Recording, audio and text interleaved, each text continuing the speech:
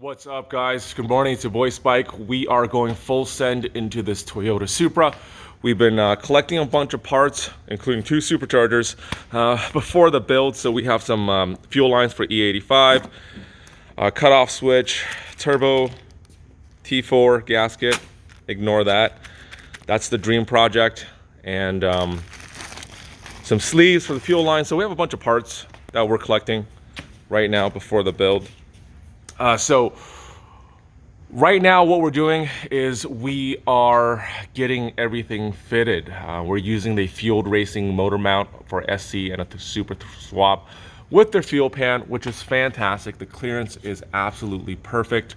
And if you're coming down here, you'll see that the Toyota Supra and the SCs, they have a gap in the middle of their front subframe. This oil pan is built to fit. It has a really good dampening system, oil control system inside. I doubt you'll even need an AccuSlump or an oil accumulator, but I'm putting it in there just for safety. We have a 4-speed dog box going through a steel drive shaft, and for now I'm going to be using the stock rear end before we put in a quick change, just time limitations. In the back, we're working on the fuel cell right now. And just let me get up in here. So we're kind of debating, I'm actually kind of debating on putting the fuel tank in front of the drive axles. That's going to give us more clearance back here for the radiator. And then we're doing the dividers right now for the front cage, so that if something does spill, like fuel, it's not going to burn people up alive. This is one of the mandates by Formula Drift, is to make sure to have the front compartment divided. Coming down, we're using Wisefab on the side, tin suspension, tin flex. Okay, so drop the car. Looking at it this way, originally we had a fuel cell here, but it was so big, it just took up this whole room, and I figured it'd be nice to have a crunch zone back here. So we're moving the fuel cell up top. And of course, we're running the monster Aeromotive fuel setup with the Dash 12 filter in, their new 3.5 gear driven pump, and then a nice filter going out. So make sure to run a big fat fuel filter in and out for all your fuel pumps.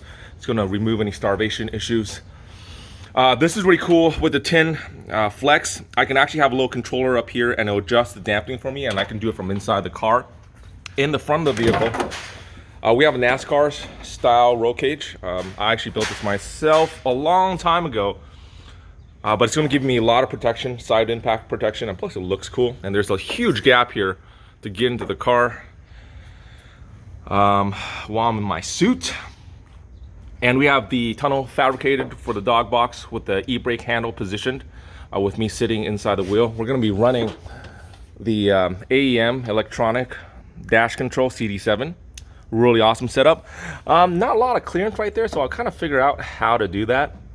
That's another challenge for the project.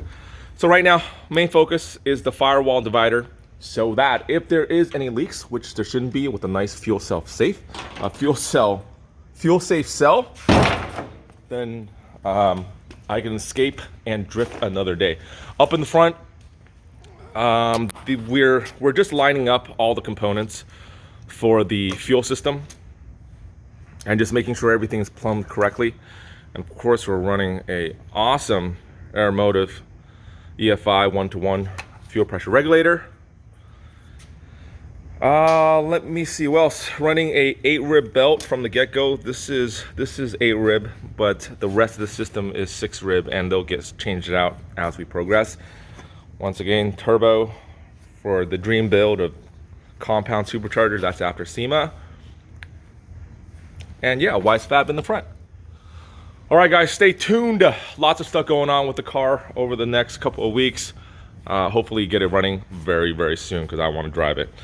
Oh, one more thing. This is a twin oil setup, same as in my 240, where it's going to have one normal standard filter, and it's going to have a giant dual bypass filter on the other one to take out all the small materials in the oil. I guess that's how you keep the motors alive. All right, guys. Edelbrock E-Force for the win. Cheers.